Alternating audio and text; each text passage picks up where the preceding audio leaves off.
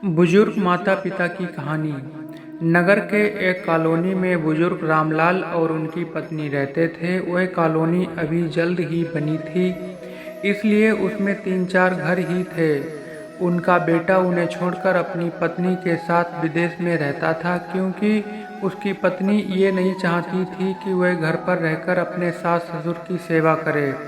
रामलाल जिस कॉलोनी में रहते थे, उन्हें हमेशा से ये डर रहता था कि कोई घटना ना हो जाए, इसलिए वे ज़्यादा घर से बाहर नहीं निकलते थे। लेकिन उनका ये रूटीन था कि वह हर सुबह सूरज निकलने से पहले टहलने के लिए निकल जाते थे। एक दिन दोनों रोज़ की तरह ही सुबह को टहलने निकले थे। उन्होंने देखा कि एक लड़का तेज़ी से साइकिल चलाता हुआ जा रहा है और उस साइकिल के पीछे एक फावड़ा बंधा हुआ था, लेकिन उन्होंने ज़्यादा ध्यान नहीं दिया और चले गए।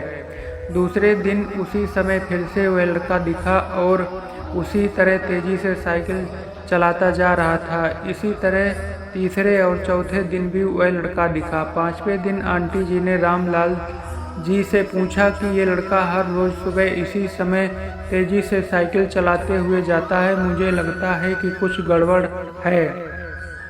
कहीं ये लड़का कोई गलत काम करने तो नहीं जा रहा है। लेकिन रामलाल जी ने मना कर दिया कि जा रहा होगा कहीं हमसे क्या। परंतु आंटी जी ने बोला, हमको देखना चाहिए कि हमारी कॉलोनी में कोई गड़बड़ तो नहीं। रामलाल जी बोले, ठीक है, अगले दिन हम इस लड़के का पीछा करेंगे और देखेंगे कि ये जा कहाँ रहा है। अगले दिन सुबह को फिर से वह लड़का तेज़ी से साइकिल चलाता हुआ निकला। पीछे अंकल और आंटी जी भी गए। उन्होंने देखा कि थोड़ी दूर जाने के बाद उस लड़के ने एक पेड़ के पास साइकिल खड़ी कर दी। उसी पेड़ के पास थोड़ी सी खाली ज़मीन पड़ी थी और उसे वो खोदने लगा। रामलाल और उनकी पत्नी कुछ देर तक देखते रहे कि ये लड़का क्या कर रहा है, लेकिन लड़का ज़मीन खोदे जा रहा था। कुछ देर बाद उन्होंने लड़के से पूछा कि आप ये ज़मीन क्यों खोद रहे हो। लड़के ने मुस्कुराते हुए कहा कि अंकल जी, मैं आप दोनों को रोज़ देखता हूँ, लेकिन आपको मुझसे डरने की ज़रूरत नहीं। और ये ज़मीन इसलिए खोद रहा हूँ कि मेरी नई नई नौकरी लगी है। अंकल ने कहा, नौकरी लगी है, ऐसा कौन सा काम है जिसमें ज़मीन खोदनी है। लड़के ने कहा, मैं बड़े दिन से बेरोज़गार था, फाइनली मुझे फार्म हाउस में काम मिला है और उन्हें ऐसे लड़के की ज़रूरत है जिसे काम करने का अनुभव हो, और मेरे पास कोई भी अनुभव नहीं है। इसलिए मैं रोज़ यहाँ फावड़ा लेकर आता हूँ और ज़मीन खोदने की प्रैक्टिस करता हूँ, ताकि जैसे ही नौकरी पर काम शुरू हो उसमें हमें निकाल ना दिया जाए। इसलिए रोज़ाना मेहनत कर रहा हूँ, कोशिश कर रहा हूँ।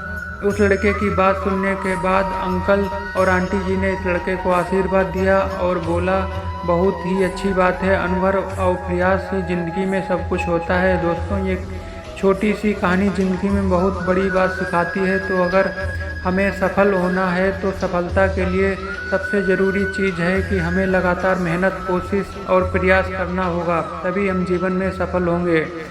अगर आपको ये कहानी अच्छी लगी हो तो चैनल को सब्सक्राइब और वीडियो को लाइक कर दीजिएगा। धन्यवाद। जय हिंद, जय भारत।